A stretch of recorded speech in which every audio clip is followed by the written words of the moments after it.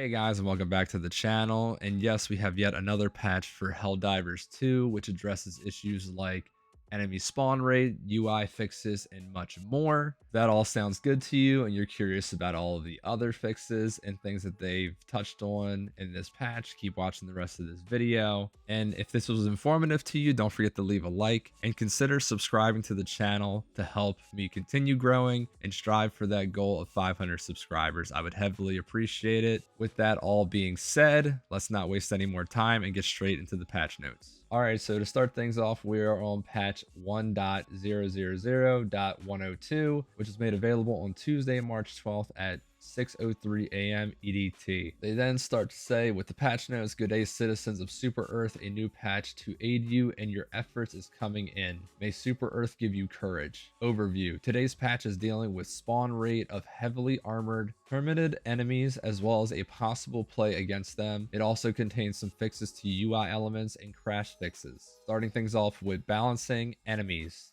The amount of heavily armored targets that spawn on higher difficulties, especially for Terminids, have been a big discussion point online and internally. The intent is for groups to have to bring some form of anti-tank compatibility, but not to the degree previously needed. To that end, we have reduced the spawn rate of Chargers and Bile Titans on difficulty 7 and up. In addition, we have reduced the risk of spawn spikes of Chargers and Bile Titans. Please note that we have changed the distribution of enemy types, not reduced difficulty. Expect other enemy types to appear in greater numbers instead. We are humbled by community ability to find things like Chargers leg meta in our game. However, spending your heavy anti-tank weapons on legs instead of obvious weak points seems counter to expectation. We are not changing anything regarding the Charger's legs. We are, however, lowering the health of the Charger's head. It should now be a point where a well-placed shot from a recoilless rifle or EAT-17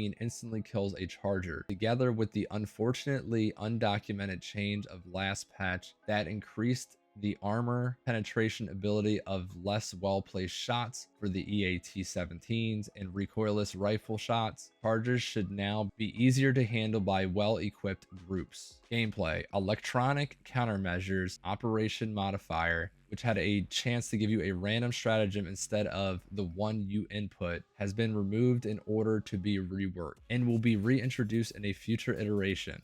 We found that this modifier wasn't communicated clearly enough and overall caused more frustration than excitement with the way it was currently implemented. This change was made in 1.000.100, but was unintentionally omitted from the patch notes. Now on to fixes. Fix missing text on several HUD/UI elements. Fix several subtitle/VO mismatches in the news videos. Fix various crashes that occurred mid-gameplay and when deployed to missions. I know I had that issue, and I hope that this kind of improves on that, because that was really bad because I was losing out on a lot of stuff in the process of that happening. Glad to hear that they fixed some crashing issues. Finally, moving on to known issues, they have game crashes when attempting to use a stim while inside an exosuit. Pink artifacts may appear in the sky when setting off large explosions. Automaton dropship seemingly disappears and slides in after shot down. Shots from arc-based weapons may not count towards kills and post-mission stats. Players cannot unfriend other players befriended via friend code. Cross-platform friend invites may not show up in the friend request tab.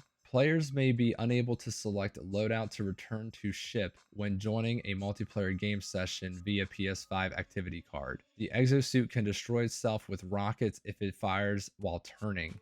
Finally, text chat display is obstructed by the cinematic letterboxing during extraction. And that is all of the patch notes. Hopefully everyone found something in this patch helpful for them. I know the crashing stuff has been a big issue for me lately, so I'm glad to hear that got fixed. And as I always say in every other video, don't forget to leave some comments. Let me know what kind of issues that you're experiencing that they have not listed on their known issues or have not addressed yet. I'd be curious to know. And with everything being touched upon, as I said before, if you guys are enjoying the content, finding this informative to you, don't forget to leave a like, and please consider subscribing to the channel, or it will help me out a ton, and I would appreciate it a lot. With that all being said, I appreciate you for watching, and I'll see you on the next one. Peace.